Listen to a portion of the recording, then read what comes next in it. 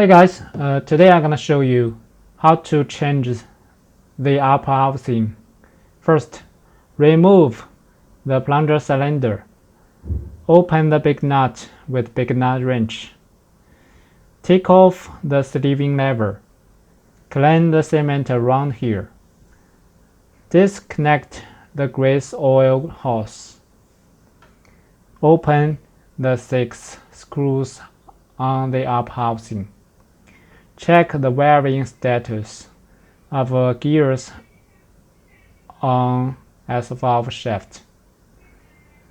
Clean all this up again.